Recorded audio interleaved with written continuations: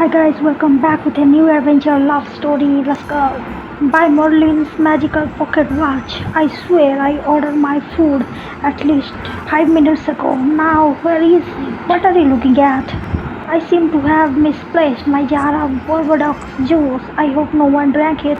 Hello, Madame Rosemata. I got your message. There was something you wanted to talk with me about? Yes, thank you for meeting me. You know how hard it can be for me to get away. Let's get straight to it. I need a small but timely favor. What would it take for you to help me?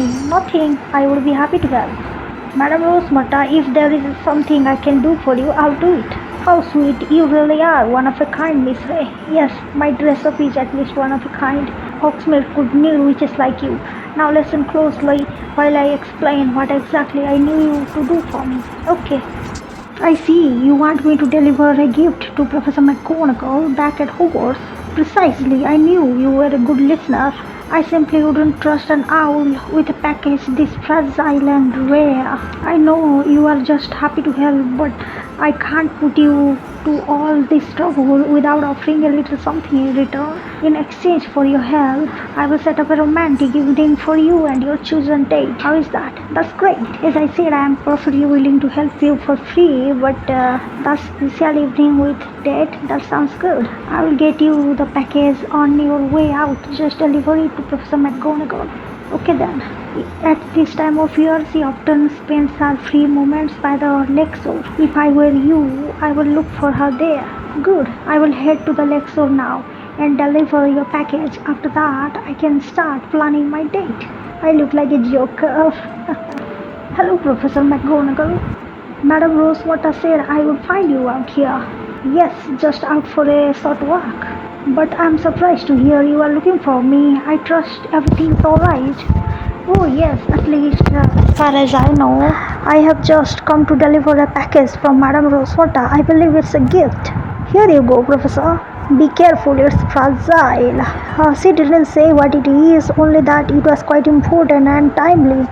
Why do you look sad? Well, thank you for bringing it. It was my pleasure, really. To be honest, Madame Rosemata offered to arrange a special date for me for this task. Ah, a date. That sounds magnificent. Are you alright, Professor? You look upset. Yes, I'm alright. In fact, I'm quite happy. Good, because, well, to be honest, you look a bit out of sort. I hope I haven't upset you. I'm sure you know by now some form of happiness have a pinch of sadness mixed in. It can't be helped. But don't worry, you haven't upset me. If you will spare me a moment of your time, I can explain. Alright, Professor. Oh, Professor, I didn't know you had lost a husband. You have never mentioned it before. Because I am not normally in the habit of sharing my personal life with students, even though I have affection for them. You have caught me in a candid mood, but it has been nice to talk with you. You are actually standing on the very spot where Einstein proposed and where I accepted. Those memories keep me company as I walk the path we once walked together. Even now, it makes me smile. I understand. I have made a few romantic memories here by the lake as well. Actually not. Provided it hasn't gotten in the way of your schoolwork, I am glad to hear you have found some time for that. We are 3 perfect years together before he died. Oh, sorry about that. That is why I make you focus on her biology class seriously.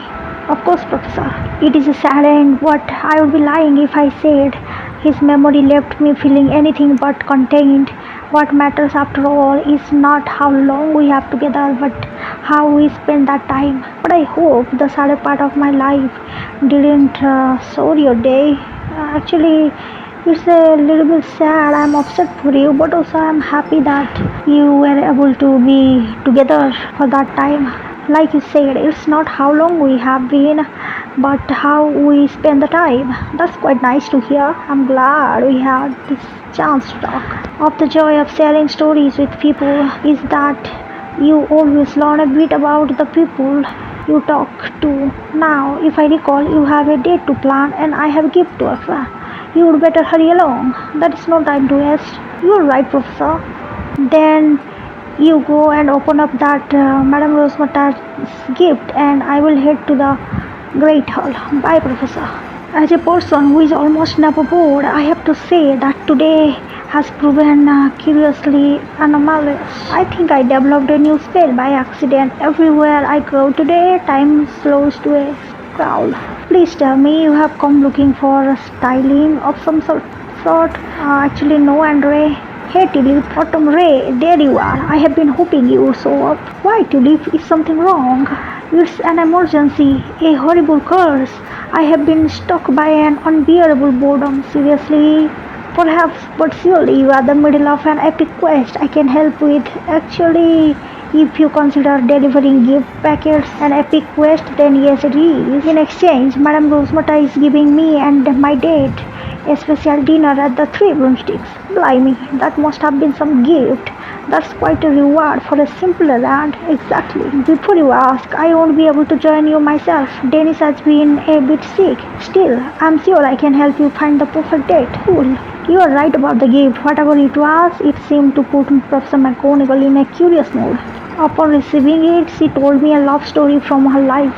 She claimed one joy of telling stories was that they can teach you about the person you share them with. That's actually good. I'm quite curious, Autumn Day. It's also quite brilliant, and it's precisely how I will help you find the perfect date. Oh, how is that? Everyone is here. You can share McGonagall's story with them all and learn about those people. Okay, then they already know who you want to take on your date.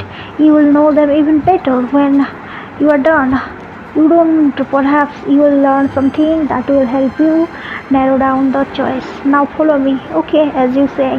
Hey people, all of my friends and enemies and frenemies there. Listen up, Autumn Ray has a brilliant love story to share. The stage is yours. To tell you the truth, I just learned Professor McGonagall was married and she lost her husband to a venomous tentacular bite. When I spoke to her, she was walking along the wreck shore where she was proposed and she accepted. She said her memories of him kept her company throughout this life. I had no idea Professor McGonagall lived such an interesting life. Then again, she is part cat. It's easy to forget professors aren't just professors, they have also their whole life to live. Exactly. Now let's hear what everyone else thinks of Professor McGonagall's story. Good. We can get started on preparing for your special night at the Three Broomsticks, Autumn Ray. Thanks for helping, Tulip. It seems everyone had a very different opinion about Professor McGonagall's love story, just like we hoped. But I hope we were able to keep track of them all. I think so. Merula wanted more, Andre loved the idea of a perfect match. Penny said it was wildly romantic. Talbot was curious and tight-lipped. Barnaby was delighted but confused. He is always confused. Kiara was cryptic but charmed. Badia said it was sad, beautiful maze, whereas Jai seemed to want a happier ending. Blimey, you were clearly paying close attention, and I think we gained some insight into each witch and wizard here, just like Professor McGonagall said. So tell me, now that romance is in the air, who will you ask to join you for your special private date? Either Kiara or Talbot. I would like to take Talbot. There is something quite charming about a wizard who knows how to keep quiet, isn't there? Wonderful choice. If that's your choice, you'd better hurry up and ask them. Are you certain? Yes, I am. I want Talbot to be my date. Then it's all settled. Now, hurry up to the clock tower courtyard. What's in the courtyard? Your date, of course. But he is here. I'll send Talbot there. Okay, so you can ask him private. It's going to be just perfect. Now hurry. Thanks, Tulip. Okay, I'm in the courtyard now. Now where is he? Hey there, Tal. Hello, Autumn. Tulip said you had something to ask me. I wanted to tell you how I learned that story about Professor McGonagall. I delivered a gift to her for Madame Rosemarta. In exchange, Rosemarta is offering a romantic evening for two at the Three Broomsticks. I would like to bring you. Okay, I would very much like to go, of course. And I have a thought about something we might do on our date. Oh, what do you have in mind? Hearing Professor McGonagall's story gave me an idea. I will fill you in. Okay then.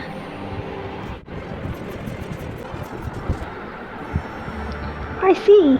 You want us to gather love stories from other witches and wizards so we can share them on our date. That's cool. Yes, exactly. I believe you and I will have no trouble finding the most compelling love stories the wizarding world has to offer. Oh, we should talk to Professor Snape then. Although his love story is the saddest one.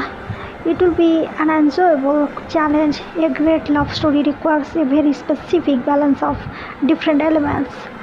But what do you think is the most essential element of any great love story? Devotion is the most important part of any great love story, of course. Yes, devotion ties the whole thing together. I believe you are onto something. With a little effort, I believe we can gather uniquely compelling love stories from the wizarding world. Once we both have enough to share on our date, let's meet back here and head out together. It's a plan, and I think I know just where to start. Since love is a delicate dance, I will talk to one of Hogwarts' most beloved dancers, Diego Kaplan. I bet I will find him in the Dwelling Club. See you in next part.